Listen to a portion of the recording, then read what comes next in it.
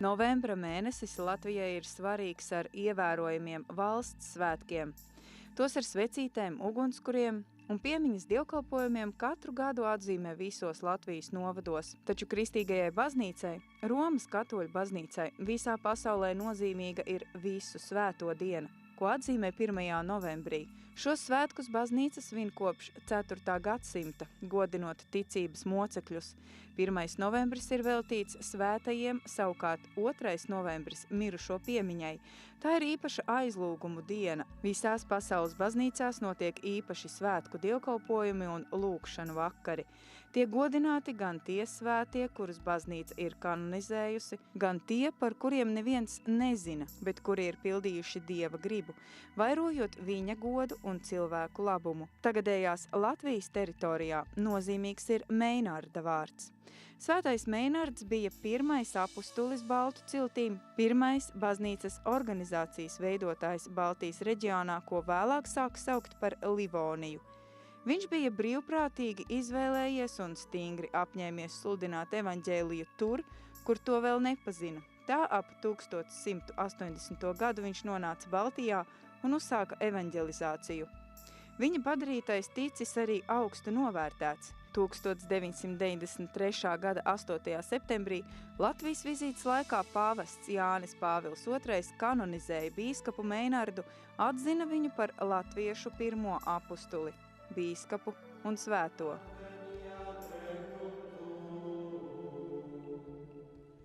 Fiat voluntas tua, sicut in cielo et in terra. Šis stāsts būs par pirmo Latvijas zemes apustuli, par svētu vīru, kas Latvijas zemē atnesa Kristus vēsti. Zēgebergas klosterī bija kāds cienījamas dzīves un godājamas sirmuma vīrs, svētā Augustīna ordeņa priesteris. Viņš tikai Kristus dēļ, vienīgi lai sludinātu, ieradās Līvzemē kopā ar tirgotājiem, jo vācu tirgotāji, ko ar līviem saistīja draudzības saites, mēdz bieži, braukdam kuģos pa Daugavas upi apmeklēt Līvzemi.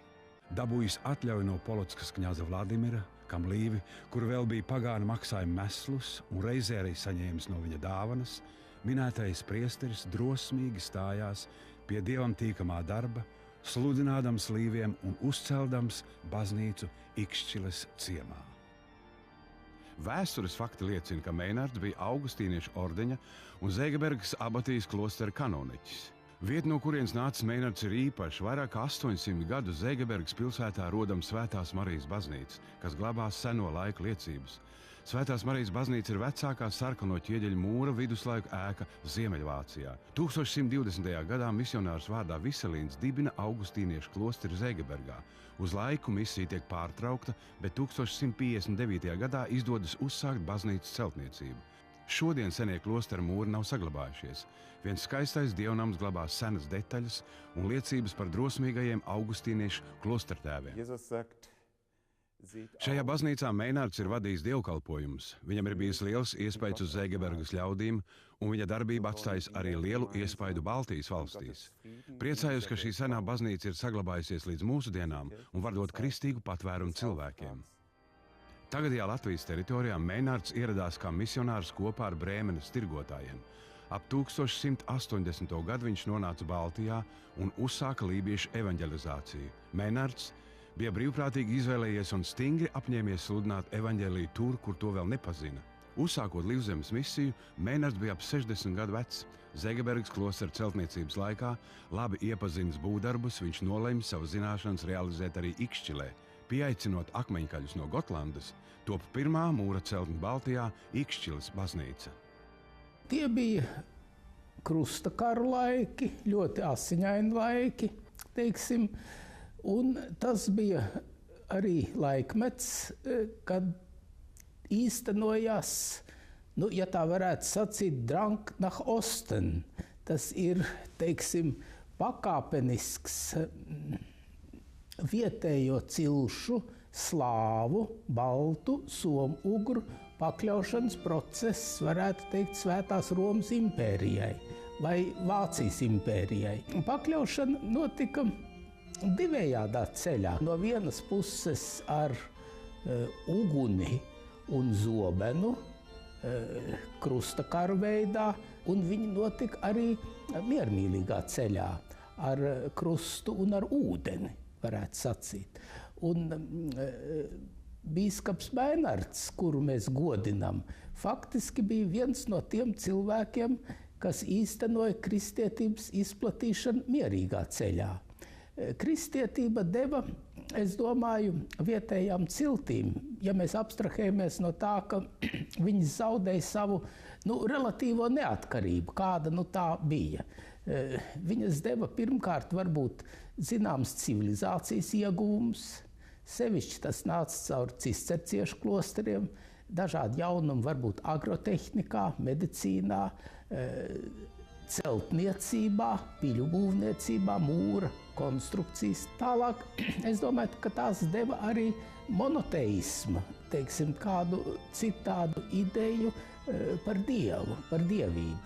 Un te būtu atzīmējams augustīniešu klostera, augustīniešu mūgu darbību, pie kuriem piederēja arī Meinards un pie kuriem piederēja vēlāk arī Alberts. Nāca pirmās skolas latiņu valodas mācīšana. Mēs varam abrīnot cilvēku, kas ieradies Līvzemē, būdams jau pāri pusmūžam, jo kā kronika raksta, cilvēks ar cienījamu gadu skaitu, un kad viņš tomēr varēja tik lieliski organizēt darbu, tik apņēmīgi turpināt nevisai pateicīgos apstākļos šo katrā ziņā uzteicamo ieceri iepazīstināt lībiešus ar kristietību.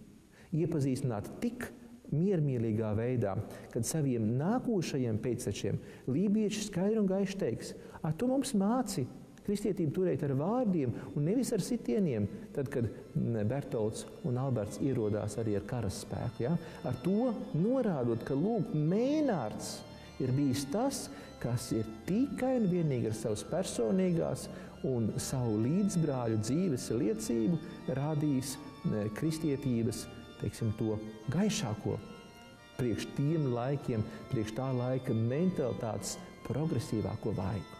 Meinarda laikā stabili izveidojas vietējā diecēze, vietējā bīskapija. Pirmā lokālā baznīca, vai kā te ir ļoti skaisti latīņu valodā teikts, eklēzija primitīva, mūsu zemes pirmbaznīca.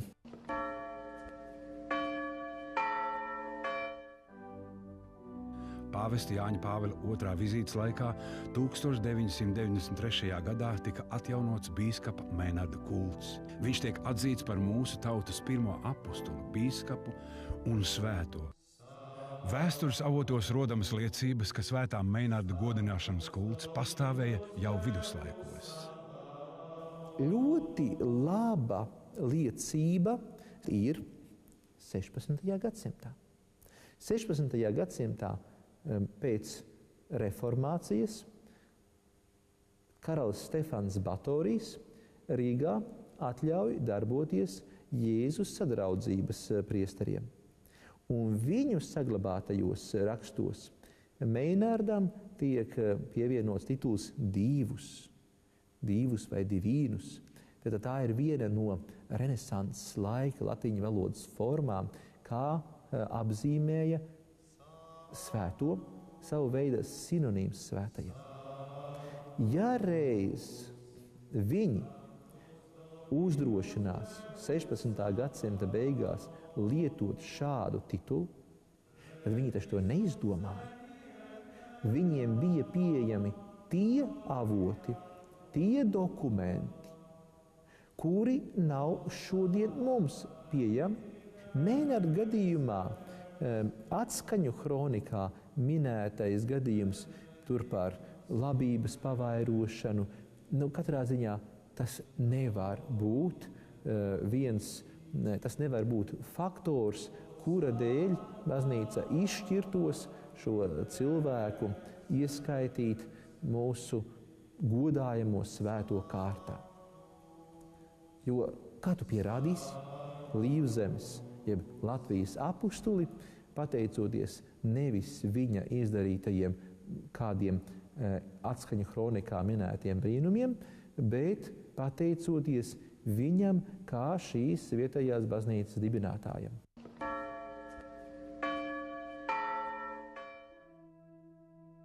Meinarda vārds Latvijā godinot svēto dots dievnamiem.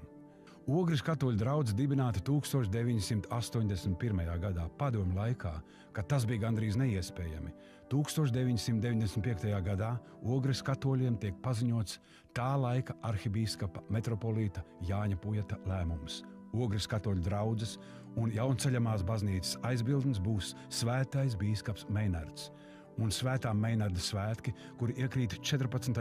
augustā Ogres dievnamā un arī svētā Meinarda salā, ik gadu svinami svētdienā pēc 15. augusta Dievmātes debesīs uzņemšanas svētkiem. Ogres dievnamā ikdienas pēc svētās mises tiek lūgta lūgšana un dziedāta himna svētajam Meinardam. Liepājas Svētā Meinarda baznīca ir iesvētīta 2001. gadā. Tā celta kā Vatikāna paviljons pasaules izstādei Expo 2000 Hannoverē. Pēc izstādes kā dāvinājums celtne nonāk Latvijā un iegūst Svētā Meinarda vārdu. Tas simboliski glabājas arī piemiņas akmeņi no Ikšķilas baznīcas drupām. Ikšķilas evaņģēliska luteriskā Svētā Meinarda baznīca iesvētīta 1933. gadā. Draudze pēc reformācijas saimniekojas senajā Meinarda celtajā baznīcā, kas Pirmajā pasaules karā sapostīta, un tad tapis jauns dievnams. Bet arī šī nama vēsture ir skarbus vējus baudījusi. Padomju gados ēka Dievu vārdam tikusi liekta, bet šobrīd atgūts gan Meinarda vārds, gan dievnama godība. Ikšķila vēl pēc 9 gadsimtiem glabā kādreizējā Livonijas bīskapa Svētā Meinarda celtās mūra baznīcas drupas. Lai varētu aplūkot šo Latvijā vienīgo 12. gadsimtā tapušo vēstures un kultūras pieminekli, uz salu aizved laivas. Reiz gadā augustā sala sasniedzam ejot kājām. Svētā Meinarda salu kopj un sargā Ikšķilas Romas katoļu draudze. Svētvietas vēsture ir skarba. Pirmā pasaules kara laikā nopostīta senā Ikšķilas baznīca. Rīgas Hes tapšanas laikā svētvieta gandrīz pilnībā apludināta. Nosargāt izdodas tikai pavisam nelielu saliņu. Pēc neatkarības atgūšanas uzņēmīgi ļaudis Ogres prāvesta Konstantīna Bojāra vadībā nostiprina salas pamatus, uzstāda krustu un skaistu akmens altāri. Tagad katru gadu, kā likums, pēc 15. augusta tur notiek svinīgie dievkalpojumi. Tur parasti vadīja vienmēr viņa eminents Jānis kardināls Pujāts, un arī tur notiek kristības, laulības. Laulības tur ceremonijas notiek gan katoļiem, gan luterāņiem. Svētā Meinarda vārds mūsdienās ir dažādu konfesiju vienotās vērtības apliecinošs tilts. Būtiskākais Meinarda mantojums ir nākotne, kam šobrīd esam liecinieki. 2010. gada 22. septembrī Ikšķilē Daugavas prospektā svinīgi notika bīskapam Svētajam Meinardam veltītā pieminekļa iesvētīšana. Ceremoniju vadīja kardināls Jānis Pujats. Es domāju, ka Meinarda vieta vēsturē ir ārkārtīgi specifiska, jo viņš tā kā Svētais Patriks Īrijā, tas ir pirmais garīdznieks, kas nesa to ideju un vistīrākā veidā. Viņš ir tāds simbolisks figūra, kura faktiski stāv pie nopietniem procesiem, sākuma procesiem Latvijā. Šajā darbā es drusciņi eksperimentēju, pat gāju uz risku, aktīvi strādāju ar ornamentiem un pat pielietoju faktiski, cik man zina, Latvijas tilniecība ir neraksturīgs paņēmiens, ja?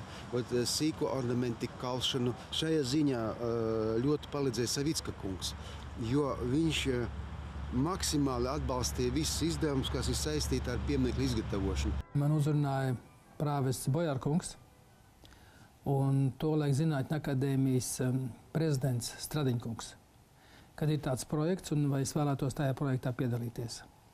To es uzskatīju par lielu godu. Svētais Meinards ieradās te. Mēs dzīvojām tā, kā mūs toreiz sauc par pagāniem. Mēs kļuvām civilizēta tauta, civilizēta nācija, civilizēta valsts. Tas lielākais mantojums, ko mēs guvām no tās mācības, es domāju. Un priekš nākotnes tas ir ļoti svarīgi, lai mēs saglabātos kā tauta. Katoļu saime Ar skaistu pateicības velti sveica mecenātu, kas ziedojot līdzekļus palīdzējis tapt skaistajam piemineklim, kas caur Meinardu un mūsu laiku ir vēstījums nākamajām paaudzēm. Tas, ka šis piemineklis atrodas taisni Ikšķilē, un tieši Ikšķilē, un tas, ka šis piemineklis atrodas patiesībā sakot starp Ikšķiles jauno Paula Kundziņa celto luterāņu baznīcu un starp to katoļu baznīcu, ko ir domāts celt pieminekļu priekšā. Tas ir savā ziņā arī abu divu, teiksim, to konfesiju, kristīgo konfesiju samierinājums Latvijā. Cilvēks, kas atnāks varbūt kādā saulainā pēcpusdienā vai vakara stundās, viņš varēs pasēdēt, padomāt arī par mūžības lietām. Tieši tāpēc viņš arī šeit stāvēs. Tā kā es domāju, ka tas ir ekumenisks. Meinards visu kristiešus, jāsaka, sācējs. Kristīgā vēsts Latvijā ir nogājusi garu ceļu un šodienas nemierīgā dvēseles mieru zaudējušā, mantu kultu pārņemtā cilvēka ikdienā. Kristus vārds dod mieru un izlīgumu. Svētais Meinards uzsāka ceļu, ko šodien iet Latvijas garīgā kārta, nesot miera svētību savai tautai, pārliecību par nākotni.